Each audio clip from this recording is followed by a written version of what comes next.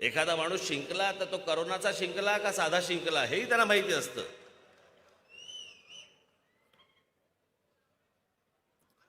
असो, पण आज ही जाहीर सभा घेण्याचं प्रमुख कारण काय? सभा का घेतोय मी आज? खरं तर काहीच कारण नाहीये.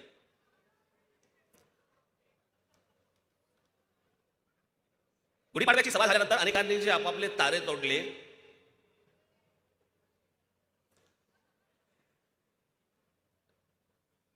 अनेक राजकीय पक्षांच्या पुढाऱ्यांनी जे तारे तोडले, ते तोडल्यानंतर मला असं वाटलं की याचं उत्तर तर दिलं पाहिजे.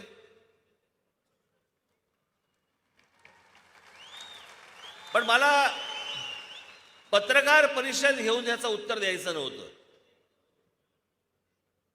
आणि याचं एकमेव कारण असं होतं की पत्रकार परिषद घेतली जर असती मी,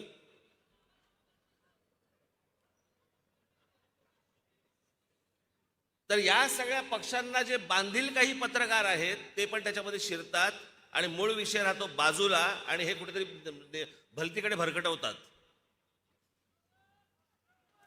आणि मला तो भरकटवून द्यायचा नव्हता, म्हणून मी विचार केला काय करायचं. तर मग मी आमच्या अविनाशला बोलवलं. म्हटलं काय रे, म्हटलं आपण ठाण्याला सभा घेऊया का? म्हटलं मला या सगळ्या गोष्टींची उत्तर द्यायची आहेत. मला या जरूर करू, आपण जोरदार करू. ते दिसतच आहे.